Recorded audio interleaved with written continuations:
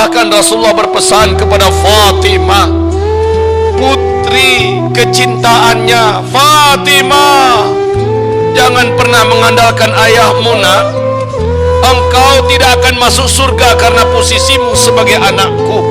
Engkau tidak akan selamat dari neraka karena aku ini ayahmu, hai Fatimah.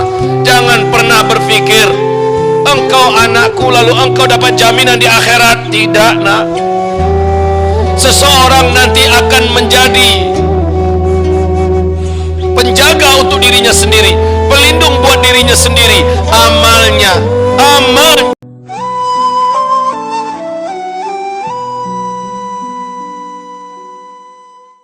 Ma'asyiral muslimin wal muslimat, pembicaraan yang akan kita bicarakan pada malam hari ini adalah sebuah diskusi ilmiah yang membuat seluruh para sahabat mesti menangis. Saking halusnya hati mereka, saking kuatnya keyakinan mereka, dan mereka tidak pernah bosan mendengarkan Rasulullah sang guru agung yang mulia menyampaikan tentang pesan-pesan kejadian setelah kiamat besar melanda alam semesta. Mulai daripada cerita kebangkitan sampai kepada manusia berbondong-bondong, jin-jin yang ada menuju ke padang mahsyar. Lalu apa pemandangan-pemandangan yang ada di padang mahsyar? Bagaimana dengan jin dan manusia yang berkumpul bercampur baur telanjang bulat, dipanggang dengan terik panas matahari lamanya 50.000 tahun. Apa-apa yang akan terjadi selama di padang mahsyar, kemudian kejadian setelah itu, masuknya manusia yang beriman dan munafik ke sebuah gerbang. Gerbang ini sangatlah gelap di bagian belakangnya. Gerbang ini dari start gerbang menuju ke sana ternyata adalah titian, adalah lubang dalam yang menganga menuju ke seberang sana. Menuju ke seberang sana, inilah dia titian sirat. Rasulullah ditanya oleh Bunda Aisyah radhiyallahu anha, ya Rasulullah, apakah engkau ingat dengan saya nanti pada hari kiamat? Apakah engkau ingat dengan saya di padang mahsyar? Ya Rasulullah, apakah engkau ingat dengan saya nanti ketika sedang di atas titian, di atas sirat? Apa kata Rasulullah sallallahu alaihi wasallam? Aisyah, dengar baik-baik. Tidak ada satupun makhluk Allah, tidak ada satupun manusia di padang mahsyar pada hari kiamat yang ingat dengan orang lain. Tidak ada. Dalam 3 keadaan seseorang hanya tahu dirinya saja.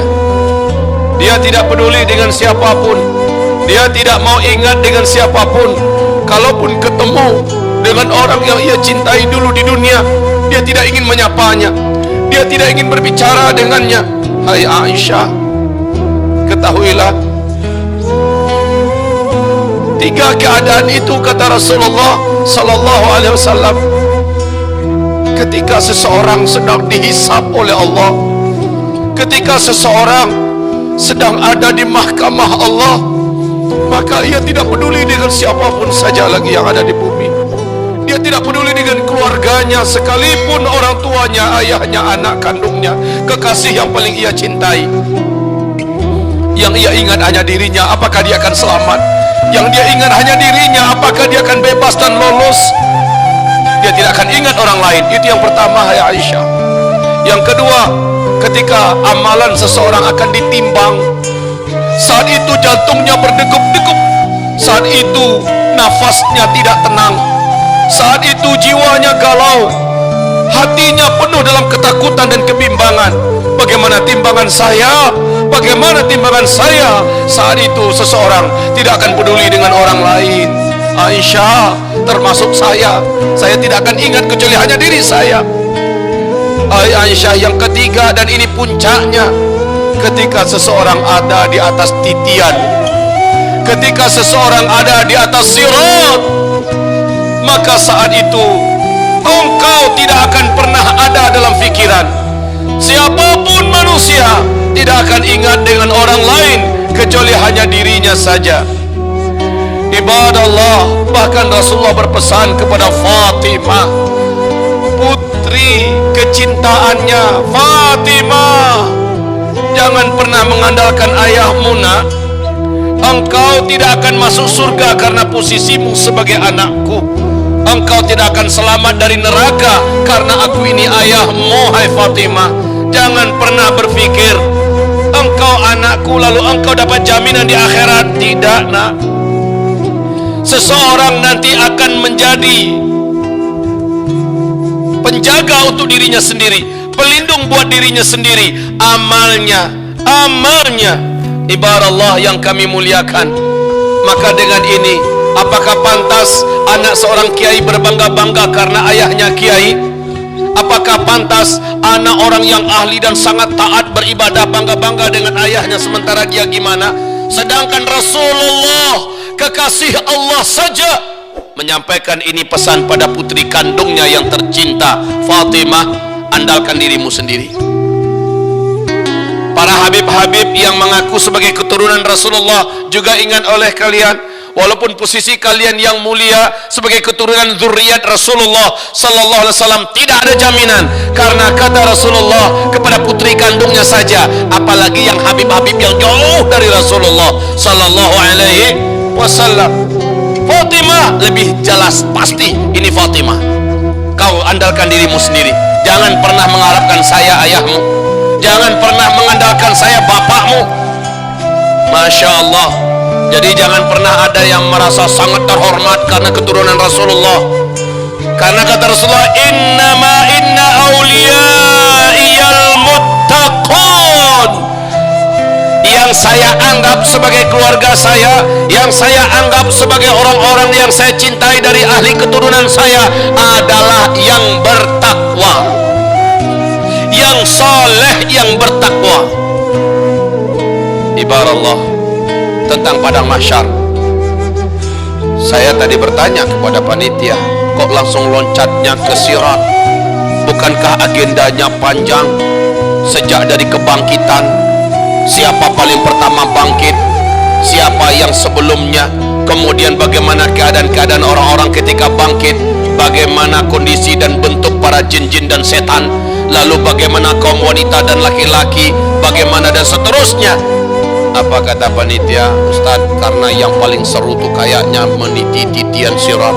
Siapa yang bisa menentukan bahwa itu yang paling seru? Emang udah pernah ke sana? Kan nggak pernah, saya pun juga perlu. Paling hanya mengandalkan membaca, dengarkan ulama menjelaskan. Belum ada satupun orang yang pernah pergi ke sana lalu balik ke bumi cerita-cerita ke kita-kita, belum.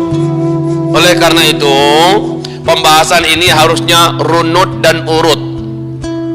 Mestinya dari sejak kita sakaratul maut sampai pengalaman-pengalaman nanti yang akan dialami oleh setiap kita di alam barzakh. Bagaimana itu sebenarnya alam kubur, alam barzakh? Belum pernah kesana toh? Belum? Pasti akan kesana.